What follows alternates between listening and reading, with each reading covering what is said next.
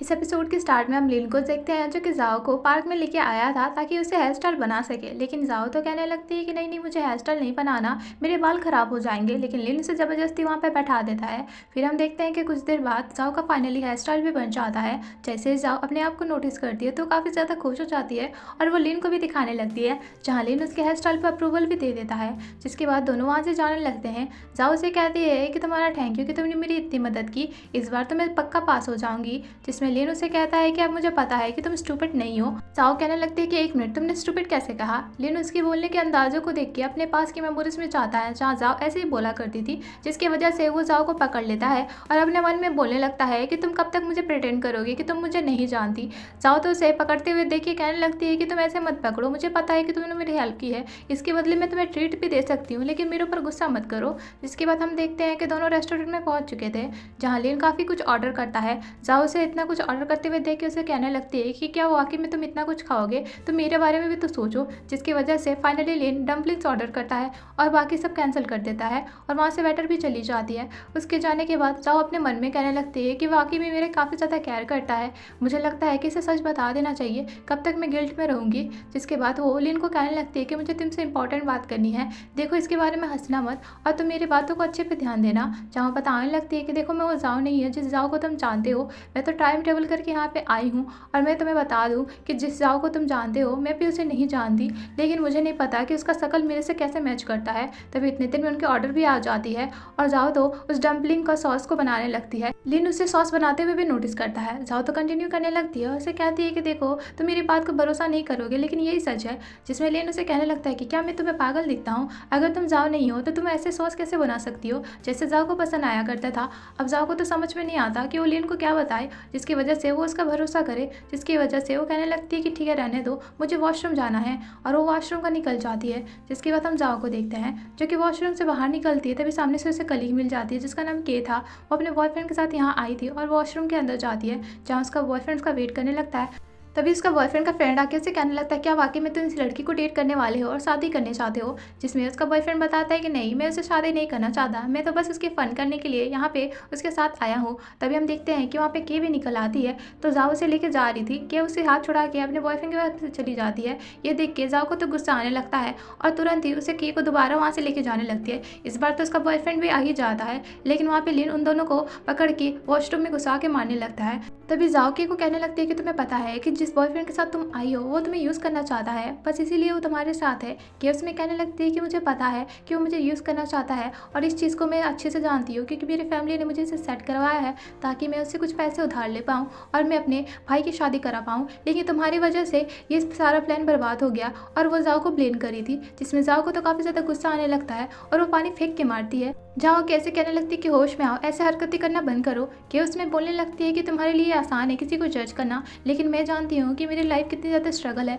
तुम्हारे पास तो लिन भी है जो कि तुम्हारा सपोर्ट करता है, लेकिन मेरे पास कोई नहीं है सिवाय सैलून के। और वो काफ़ी कुछ जाओ को बोलने लगती है। जिसके बाद हम देखते हैं कि यहाँ से की भी चली जाती है। अब उसके जाने के बाद जाओ काफ़ी ज़्यादा गुस्से में थी और वो लिन को सारा सच बताने लगती है। जहाँ लिन उसे कहने लगता है कि मैं समझ सकता हूँ कि आखिरकार तुम क्या कहना चाहती हो, लेकिन सबका अलग अलग सिचुएशन होता है, तुम हो, वो है, और ज़रा सोच के बताना कि जब तुम के की जगह पे होती तो क्या करती। जिसमें जाओ कहने लगती है कि मैं हर चीज़ काम करती जो कि मैं कर सकती हूँ, लेकिन ऐसा सिचुएशन में कभी भी ऐसा काम नहीं करती। जिसमें लिन से कहने लगता है इसीलिए तो तुम जाओ हो और वो के है, तुम दोनों का कोई भी बराबरी नहीं कर सकता। जिसके बाद वो दोनों वहाँ से चले जाते हैं। नेक्स्ट सीन में हम जाओ को देखते हैं जो कि चैंग का हेयर वॉश कर रही थी और उसे अच्छे से जेंटली से मसाज करने लगती है। उसकी मसाज की टेक्निक को देखे यहाँ पे चैन तो काफ़ी ज़्यादा हैरान सा हो जाता है, क्योंकि फर्स्ट टाइम यहाँ जाओ काफ़ी अच्छा सा काम कर रही थी और इससे प्यार से स्वीट से बात करने लगती है। जिसमें चैन उसे कहने लगता है कि तुम इतने प्यार से कैसे बात कर सकती हो, मुझे तो थोड़ा वियर्ड लग रहा है। अब ये बात सुन के वहाँ पे जाओ कहने लगती है कि तुम्हें नहीं पता मैंने कितनी ज़्यादा मेहनत ही की है। लेकिन वहाँ पे चीन कहने लगता है कि थोड़ा आराम से बात करो, ऐसे बात मत करो, मुझे तो वियर्ड लग रहा है। अब ये बात सुन के जाओ को तो और गुस्सा आने लगता है और वो कहने लगती है कि इतना मेहनत मेरा बर्बाद मत करो और मुझे काम करने दो। जिसमें चैन कहता है ठीक है बाबा, तुम काम करो, मैं तुम्हें कुछ भी नहीं बोलूँगा। जिसके बाद हम देखते हैं कि जाओ काफ़ी अच्छा से मसाज करती है। उसके मसाज करने की टेक्निक से चैन तो काफ़ी ज़्यादा खुश हो जाता है। फिर हम देखते हैं कि चैन का हेयर ड्राई हो रहा था। चैन तो काफ़ी ज़्यादा खुश था, जिसकी वजह से वो जाओ का प्रमोशन कर देता है। जाओ तो अपना प्रमोशन देख के काफ़ी ज़्यादा खुश हो जाती है और वो चैन का थैंक यू कहती है, जिसमें चैन उसे बताता है कि अब तुम्हारे लिए कस्टमर भी बढ़ गए हैं, धीरे धीरे तुम कस्टमर गेन करते जाओ, जिसके बाद तुम्हारा प्रमोशन होते जाएगा, तुम्हारी सैलरी भी बढ़ेगी। जिसमें जाओ तो काफ़ी ज़्यादा खुश हो जाती है। फिर हम देखते हैं कि जाओ वॉशरूम में अपना नेम प्लेट को लगा रही थी, तभी पीछे से वहाँ के आ जाती है, जो कि उसके कल के लिए माफ़ी मांगती है और उसका थैंक यू भी करने लगती है। उसे कहती है कि तुम्हारी वजह से मैं थोड़ा बच पाई, वरना मेरे साथ क्या हो जाता है। और उसे कहने लगती है कि इसके बदले मैं तुम्हारी हेल्प कर सकती हूँ, मैं सभी लड़कियों को बोलूँगी कि वो तुम्हारे लिए वोट करे, जिसकी वजह से तुम्हारा प्रमोशन धीरे धीरे होते जाएगा। अब ये बात सुन के जाओ से कहने लगती है कि नहीं, मुझे प्रमोशन की कोई भी ज़रूरत नहीं है, और उसे रोक के दिखाने लगती है उसी का नेम प्लेट और उसे बताती है कि जो चीज़ मुझे चाहिए होती है मैं उसका मेहनत करके कमा ही लेती हूँ, और वहाँ से एटीट्यूड दिखा के जाने लगती है। जिसके बाद हम देखते हैं कि जाओ लिन के घर के पास पहुँच जाती है, जहाँ वो लिन को कॉल करती है और उसे कहती है कि मेरा प्रमोशन हो चुका है, तो मैं तुम्हें ट्रीट देना चाहती हूँ, तो तुम कहाँ हो। लेकिन लिन उसे कहने लगता है कि मुझे माफ़ करना, मैं नहीं आ सकता क्योंकि मैं बाहर हूँ, जब मैं वापस आऊँगा तो मैं तुम्हारे साथ ज़रूर डिनर करूँगा, और उसे बेस्ट ऑफ लक कहता है, जिसमें जाओ भी खुश हो जाती है। और हम देखते हैं कि यहाँ पे लिन कहीं और नहीं बल्कि जाओ के ग्रैनी के पास आया था। जाओ की ग्रैनी उसे देख के काफ़ी ज़्यादा हैरान से हो जाती है, क्योंकि वो काफ़ी ज़्यादा बड़ा हो गया था। जिसके बाद वो उसके पास बैठ जाता है, जहाँ उसकी ग्रैनी उसे कहने लगती है कि मैं काफ़ी ज़्यादा खुश हूँ कि तुम मेरे से मिलने आए हो, लेकिन मुझे जाओ की फिक्र हो रही है। और वो जाओ के बारे में पूछने लगती है कि क्या तुम उससे मिले हो, क्या कहाँ पे रहती है, मेरी फ़ोन भी नहीं उठाती। जिसमें वो बता देता है कि हाँ, मैं उससे मिल चुका हूँ, मुझसे हाल ही में मिला था और वो मेरे साथ ही है। जिसमें ग्रैनी थोड़ा सा शांत हो जाती है। तभी लिन पूछने लगता है कि जब मैं यहाँ पे नहीं था तो जाओ के साथ क्या हुआ था, जिसकी वजह से वो गायब हो गई थी। जहाँ ग्रैनी उसे सारा सच बताने लगती है कि मैं काफ़ी ज़्यादा बीमार चल गई थी और मेरे पास पैसे भी नहीं थे, और जाओ भी कॉलेज किया करती थी, जिसकी वजह से उसे पैसे कमाना रह गया था, और वो बाहर काम करती थी, और काम करने के बाद वो मेरे सारे खर्चे उठाती थी। मैंने उससे कहा था कि तुम कॉलेज में जाके पढ़ो, मेरा ध्यान मत रखो, लेकिन वो ज़बरदस्ती वो सारा काम किया करती थी, और वो साथ ही साथ काफ़ी ज़्यादा ड्रिंक और स्मोकिंग करना भी स्टार्ट कर दिया था। मैंने उसे कितना मना करने की कोशिश की, लेकिन उसने मेरी बात को नहीं मानी। जिसके बाद हम देखते हैं कि लिन फाइनली शहर पहुंच चुका था, जहां वो जाओ से मिलने के लिए एक रेस्टोरेंट में आता है, और वो ऊपर से जाओ को देखने लगता है, और जाओ भी उसी का वेट करी थी। लिन उसे देखते हुए अपनी ग्रैनी के बात को याद करता है, जहाँ ग्रैनी ने कहा था कि जाओ ने स्मोकिंग और ड्रिंकिंग करना स्टार्ट कर दिया था, और वो जाओ को ड्रिंकिंग करते हुए देखता है। जिसके बाद वो नीचे जाके बैठ जाता है, जहाँ जाओ से कहने लगते हैं कि आज का ट्रीट मेरी तरफ से है, तुम्हें जितना खाना है तुम खा लो, मैंने सारे पैसे पे कर लेने हैं। जिसमें लिन उससे पूछने लगता है कि तुम्हारे पास तो इतने पैसे नहीं है, तो तुम कहाँ से पैसे ला रही हो। जाओ उसे बताती है कि मेरा प्रमोशन हो गया है, जिसकी वजह से मैं पैसे कमा सकूंगी, और ऊपर से तुम्हें टेंशन लेने की ज़रूरत नहीं है, तुम आराम से खाओ, और उसे टोस्ट करने का कहती है, और वो ड्रिंक भी कर लेती है। लिन इसे ड्रिंक करते हुए देख के काफ़ी ज़्यादा गुस्से में आ जाता है। जाओ तो दोबारा ड्रिंक करने के लिए अपने ग्लास में ड्रिंक भर रही थी। अब लिन उसे दोबारा ड्रिंक करते हुए देख के काफ़ी ज़्यादा गुस्से में आ जाता है, और उसका ड्रिंक ले लेता है, और उसे कहने लगता है कि तुम्हें ड्रिंक करने की ज़रूरत नहीं है। जाओ उससे दोबारा अपना ग्लास मांगने लगती है, लेकिन लिन उसे नहीं दे रहा था, और उसे गुस्से में कहने लगता है कि तुम्हें ड्रिंक करने की ज़रूरत नहीं है, तुम्हें पता है ना कि 6 साल पहले क्या हुआ था। और उसे कहने लगता है कि 6 साल पहले जब तुम इतनी ज़्यादा मुसीबत में थी तो तुम मुझसे हेल्प मांग सकती थी। मुझे पता है कि मैं तुम्हें बिना गुड बाय बोले चला गया था, जिसकी वजह से तुम मेरे ऊपर काफ़ी ज़्यादा गुस्से में हो, लेकिन प्लीज़ तुम ऐसे प्रिटेंड मत करो कि तुम मुझे नहीं जानती, मुझे काफ़ी ज़्यादा हर्ट होता है। मुझे सारा बात पता चल गया कि आखिरकार 6 साल पहले तुम्हारे साथ क्या हुआ था। अगर तब भी तुम मेरे साथ ऐसे प्रिटेंड करना चाहती हो कि तुम मुझे नहीं जानती, तो ठीक है, अब से हम लोग दोनों नहीं मिलेंगे।